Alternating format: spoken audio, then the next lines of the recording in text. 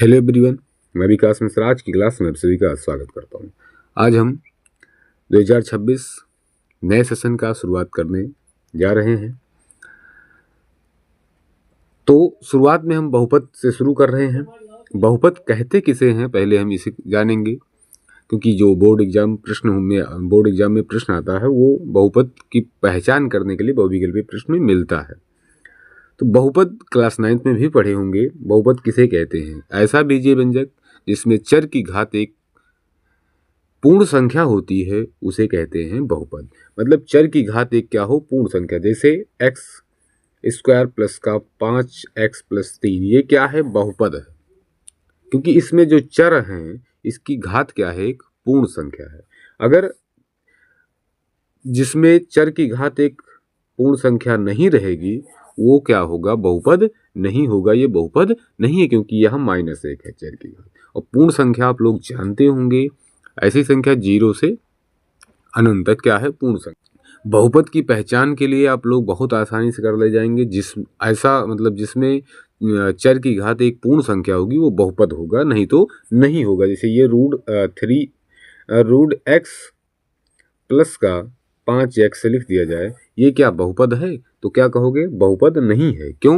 क्योंकि यहाँ यक्स की क्या है? रूट के अंदर है। इसको हल करोगे तो 1/2 आ जाएगा, जो कि एक पूर्ण संख्या नहीं बनेगी। इसलिए ये क्या है? बहुपद नहीं है। तो बहुपद की पहचान में सबसे सरल भाषा कि ऐसा बीजीय व्यंजक जिसमें चर की घात एक पूर्ण संख्या हो। जिसे बीजीय व्यंजक क्या होता है बताया गया था। चर और चर का योग, अंतर, गुणा, भाग कुछ भी हो वो क्या कहलाएगा? बीजीय व्यंजक होगा।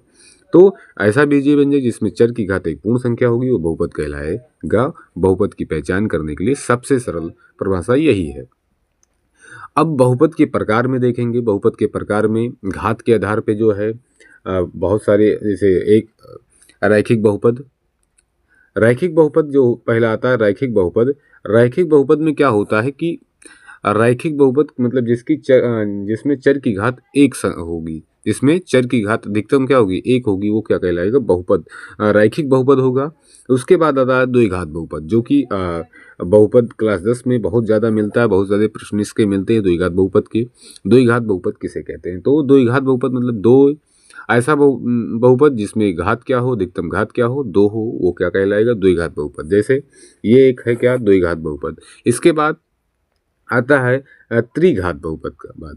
त्रिघात बहुपद मतलब जिस बहुपद में घात क्या हो? 3 हो। अधिकतम घात, चर की अधिकतम घात क्या हो? 3 हो, तो क्या कहलाएगा? त्रिघात बहुपद कहलाएगा। तो घात के आधार पे तो बात एकदम समझ में आ रही होगी कि जिसमें जितनी घात होगी वो उतनी घात का बहुपद होगा। रैखिक बहुपद मतलब जिसमें चर की घात 1 होती है वो रैखिक बहुपद। द्विघात बहुपद जिसमें चर की घात 2 होती है, अधिकतम मतलब घात, वो कहलाएगा द्विघात बहुपद। त्रिघात बहुपद में जिसमें ऐसा बीजीय व्यंजक जिसमें अधिकतम घात क्या होती है? 3 होती है, त्रिघात बहुपद कहलाता है। अब जो प्रश्न बनता है बोर्ड एग्जाम, इस बार भी जो प्रश्न आया था कि द्विघात बहुपद के अधिक से अधिक शून्यांक कितने होंगे? तो जितने घात का बहुपद होगा उतने उसके शून्यांक होंगे। जैसे अगर द्विघात का बहुपद पूछता है तो उसमें अधिकतम शून्यांक कितने होंगे? 2 होंगे। अगर 3 घात बहुपद पूछता है अधिकतम शून्यांक, तो क्या होंगे? 3 होंगे। जितने घात का बहुपद पूछेगा, मतलब जैसे द्विघात पूछा, 3 घात, तो जो अधिकतम पूछ रहा है इसलिए जितने घात का होगा उतने उसमें शून्यांक होंगे। अब इसके बाद जो आता है दूसरा कि बहुपद के प्रकार में आता है कि बहुपद पद के आधार पे कितने उसके प्रकार बताइए। तो पद के आधार पे जैसे एक पदी बहुपद जिसमें एक पद हो, द्विपदी बहुपद जिसमें 2 पद हो, त्रिपदी बहुपद जिसमें 3 पद हो। इसके बाद एक जो सबसे ज़्यादा इंपॉर्टेंट है उसमें क्या है कि पूछा जाता है कि शून्य बहुपद क्या है? शून्य बहुपद किसे कहते हैं? शून्य बहुपद किसे कहते हैं? तो शून्य बहुपद जिसमें केवल जिसमें 0 पद होते हैं वो क्या कहलाता है? शून्य बहुपद। जैसे अब जो ये तो हो गया इसी परिभाषा कि 0 पद होंगे शून्य बहुपद।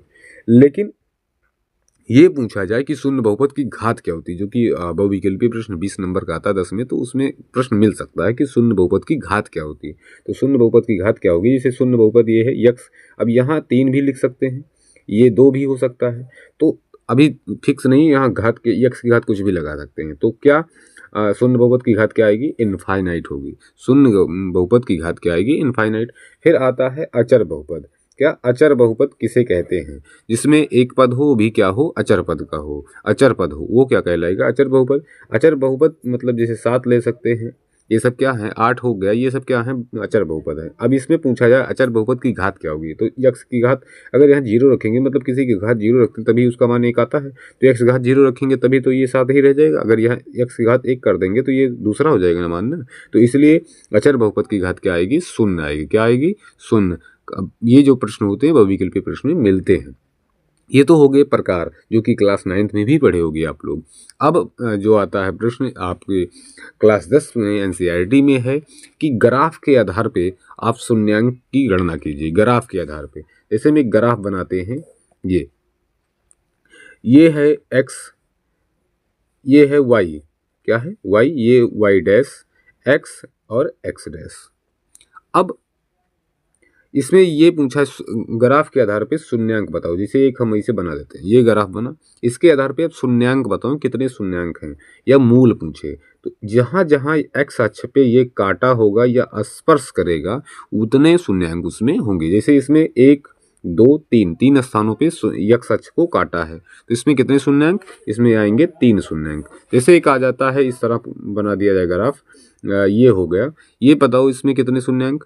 तो इसमें कहोगे कि एक्स अक्ष, ये एक्स अक्ष है, इस एक्स अक्ष को कहीं भी ये ग्राफ में ये काटा नहीं है, तो क्या है, ये स्पर्श नहीं किया है, तो इसमें कितने शून्यांक? 0 शून्यांक। अगर इस प्रकार बना दिया जाए, जो कि एनसीईआरटी का पहला ही प्रश्नावली में मिलता है, ये इस प्रकार बना दिया जाए, इसमें कितने शून्यांक पूछा जाए, तो यहाँ एक एक्स अक्ष पे एक पॉइंट पे यहाँ स्पर्श कर रहा है और एक पॉइंट पे यहाँ, तो इसमें कितने शून्यांक? 2 शून्यांक। मतलब जहाँ अगर एक्स अक्ष पे काटता है या स्पर्श करता है, जितने पॉइंट पे करेगा स्पर्श, जितने पॉइंट पे काटेगा वो उतने उसका शून्यांक होगा। अगर 2 पॉइंट पे काटा, 2 3, जिस प्रकार से वो जहाँ जहाँ मतलब वाई अक्ष पे काटेगा तो कोई दिक्कत नहीं, वहाँ शून्यांक 0 होंगे, लेकिन एक्स अक्ष पे अगर स्पर्श कर रहा है या काट रहा है तो उसके वही शून्यांक की गिनती होगी, वही शून्यांक होंगे। कितनी, जहाँ जितना स्पर्श करेगा, जितना काटेगा, वही उसका शून्यांक होगा।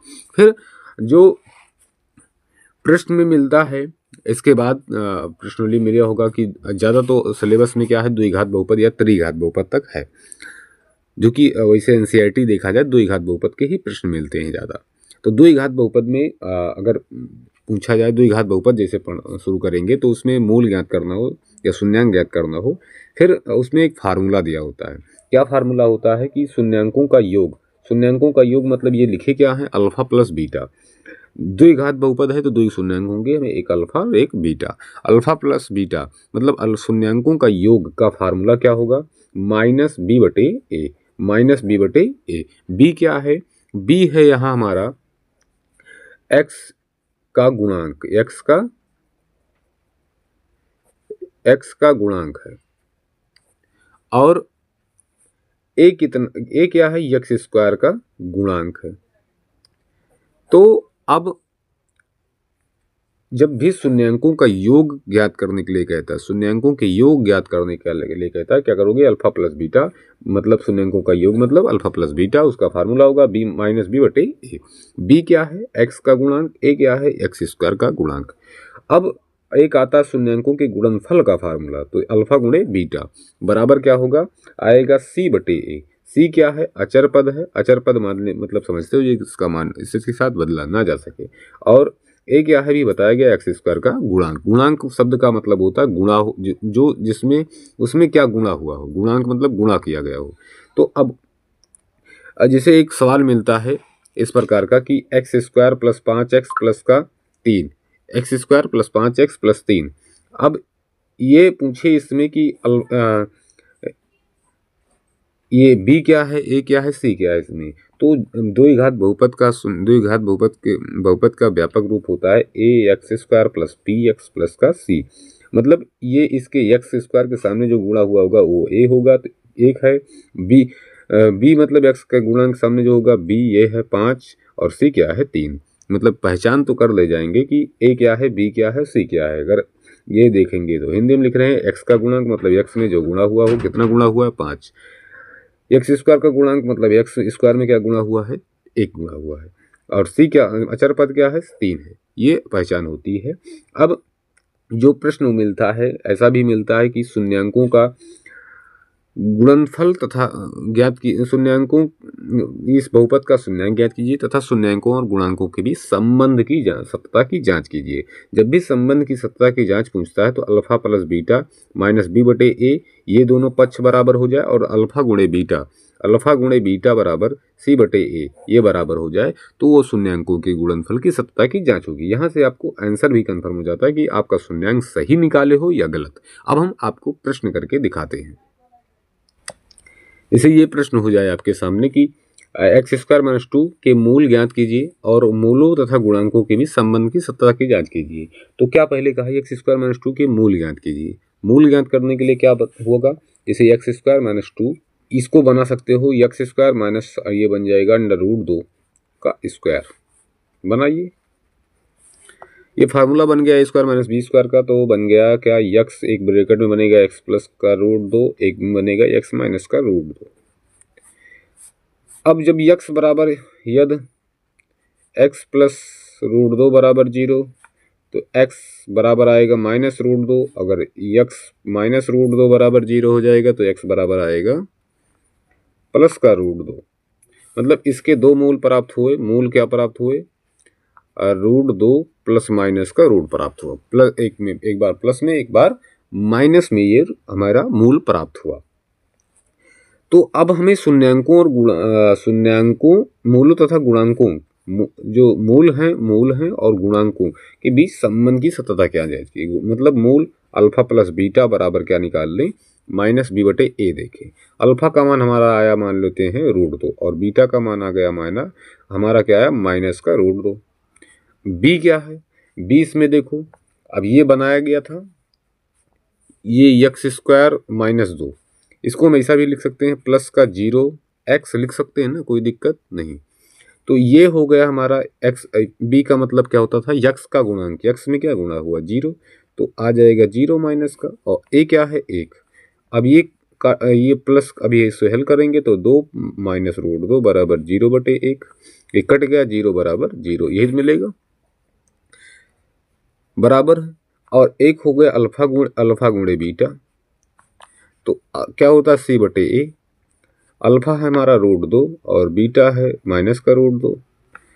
सी क्या है हमारा, देखो सी क्या है, इसमें 2 है, चरपद क्या है माइनस का, तो चिन्ह के साथ भी रखेंगे 2 है ना माइनस का। ए क्या है 1, ये हल करेंगे माइनस 2 आएगा, रूट 2 माइनस 2 यही तो आएगा, बराबर 2 माइनस का 2, ये भी बराबर। इससे क्या सिद्ध होता है, हमारा मूलों और गुणांकों के संबंध की सत्यता की जांच हो गई। ये इस प्रकार के प्रश्न मिलते हैं। यह प्रश्न आपको ज़्यादा देखने को मिलेंगे, जो बहुत इम्पोर्टेंट प्रश्न है कि ये -3 एक्स स्क्वायर -3 का निकाल के आप लोग देखिएगा, आंसर कमेंट में करिएगा कि आपका आंसर क्या आया, मूल क्या आए। अब हम कुछ अलग प्रश्न देखते हैं जिसमें एक और फार्मूला है, जैसे कि आपको शून्यांक दिए रहेंगे, जैसे अल्फा का मान दे दिया जाए 2, बीटा का मान दे दिया जाए 3, ये आपको दिया रहेगा। शून्यांक दिए रहेंगे, आपको ज्ञात करना होगा, द्विघात समीकरण ज्ञात करना हो तो एक फार्मूला लगाओगे। फार्मूला कौन सा लगाओगे कि एक्स स्क्वायर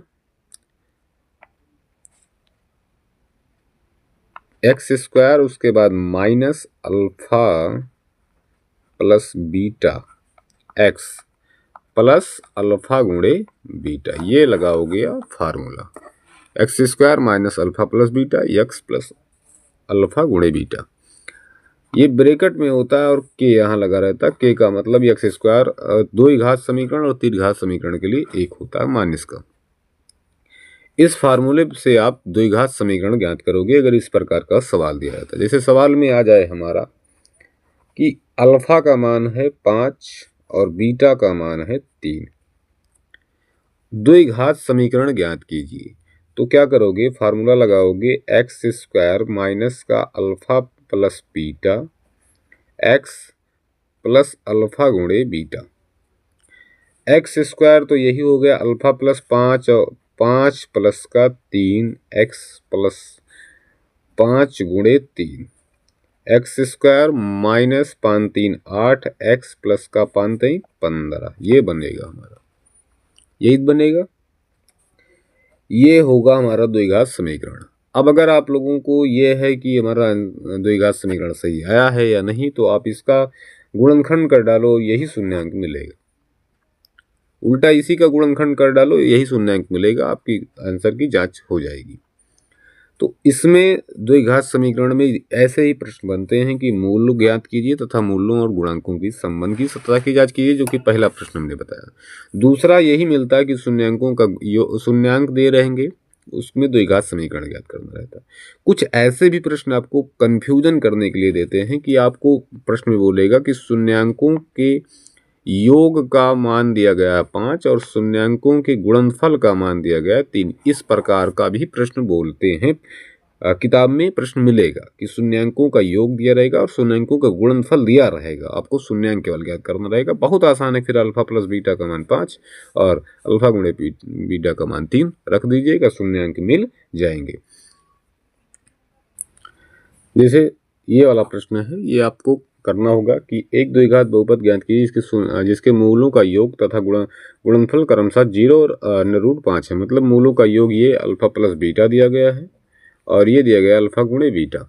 आप उस फार्मूले में रख के इसका द्विघात समीकरण ज्ञात कर देंगे। आप लोग लगाइएगा, जो द्विघात समीकरण आएगा उसको कमेंट में बताइएगा, हम चेक करेंगे आपका आंसर सही है या गलत।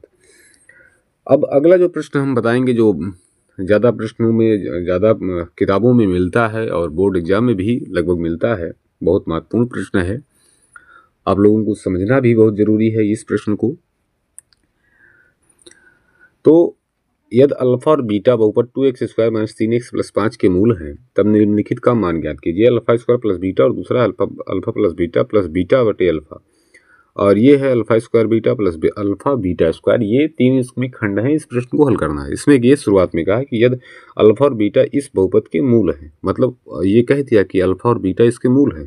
तो अब अक्सर बच्चे क्या करते हैं कि इसमें क्या, इसके पहले शून्यांक निकालेंगे और मतलब अल्फा और बीटा का मान निकाल के इसमें रख देते हैं, बस तुरंत हल कर देते हैं, जो कि ये अल्फा और यहाँ से अल्फा और बीटा का मान अलग अलग नहीं निकल पाता आसानी से, क्योंकि जो प्रक्रिया कहती है कि गुणनखंड करने के लिए ये ए और ये सी का गुणा हो जाता है 5 दूनी 10, मतलब इस अचर पद को इस प्रकार तोड़ना होता है कि गुणा करने 10 और जोड़ने क्या प्राप्त हो। यहाँ प्लस का चिन्ह है, मतलब जोड़ने 3, तो ऐसा बनता नहीं है। फिर वो जबरदस्ती सवाल हल करते हैं, जो कि वो क्या हो जाता है, गलत हो जाता है। इसमें एक जो सही प्रक्रिया है वो ये है कि हम इस पहले 2x² - 3x + का 5 बहुपद लिखेंगे। इसमें हम अल्फा प्लस बीटा ज्ञात करेंगे, क्या, शून्यांकों का योग का ज्ञात करेंगे, जो होता है फार्मूला -b/a। b क्या है, x का गुणांक, a क्या है अचर पद, x² का गुणांक।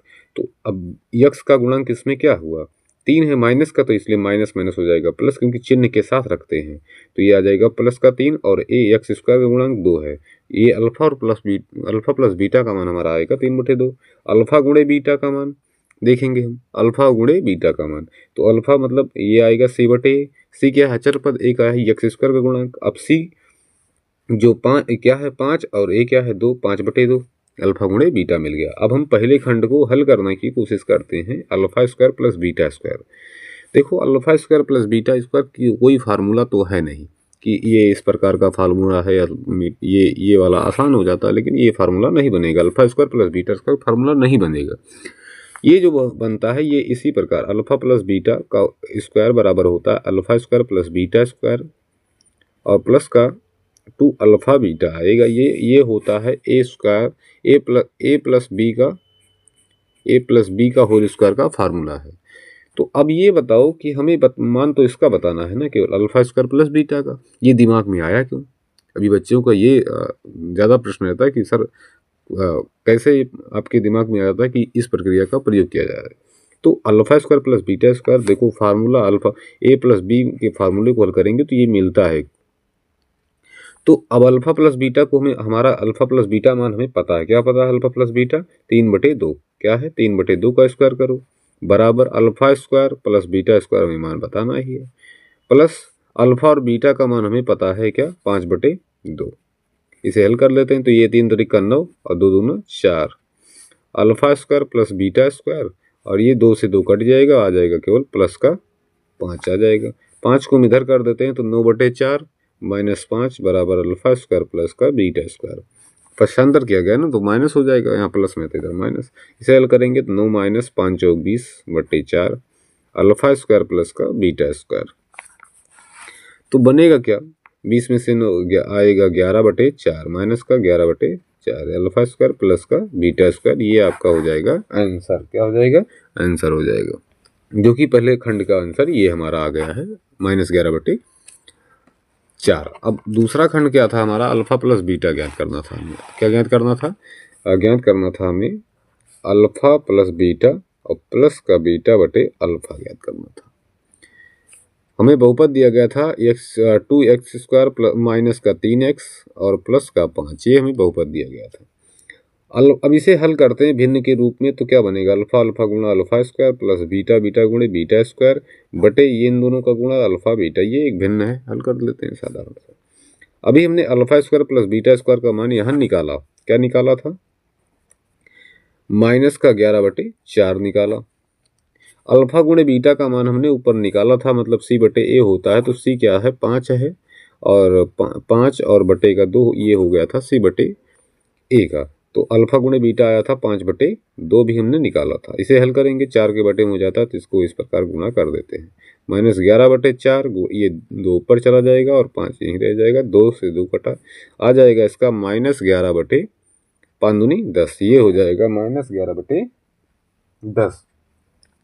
अब तीसरा जो खंड है बहुत आसानी से समझ में आ गया होगा। तीसरा खंड जो है हमारा कह रहा है कि अल्फा स्क्वायर बीटा और अल्फा बीटा स्क्वायर। देखो इसमें कॉमन क्या होगा वो, तो इसमें देखो यहाँ अल्फा स्क्वायर है और यहाँ भी अल्फा, यहाँ बीटा है, बीटा स्क्वायर, मतलब अल्फा बीटा तो कॉमन हो जाएगा। अब यहाँ से अल्फा निकला और बीटा निकला, मतलब अल्फा 2 था, एक अल्फा बचा, यहाँ बीटा गायब हो गया। यहाँ से अल्फा निकल गया, बीटा 1 निकला, तो बीटा बचा। अल्फा और बीटा का मान हमने क्या निकाला था, 5/2, और अल्फा प्लस बीटा का मान निकाला था हमने, क्या होता है -b/a, तो b हमारा था क्या, -3, तो 3 सूंघ गया, तो 3/2 आया था। तो 5/2 गुणे का 3/2 आएगा क्या, 15/4, ये हो जाएगा हमारा तीसरा खंड, जो कि हमें लगता है कि आपको इस चैप्टर को जो अभी हमने पढ़ा है बहुत अच्छे से समझ में आएगा।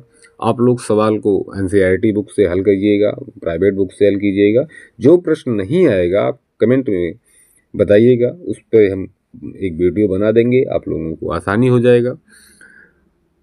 बस आज के लिए इतना ही। आगे हम अभी इस बहुपद का एक टॉपिक बचा है, त्रिघात बहुपद से संबंधित, त्रिघात बहुपद के शून्यांकों की और गुणांकों के संबंध की सत्ता की जांच करना, त्रिघात बहुपद ज्ञात करना, शून्यांक दिए रहेंगे। इस प्रकार के प्रश्न हैं जो कि हम अगले वीडियो में आप लोगों को बताएंगे। आज के लिए इतना ही है, और आप लोग NCERT और प्राइवेट बुक के सवाल लगाइएगा। जो नहीं आएगा आप कमेंट में लिख दीजिएगा, हम उस पर एक वीडियो बना देंगे। तब तक के लिए जय हिंद, पढ़ते रहिए।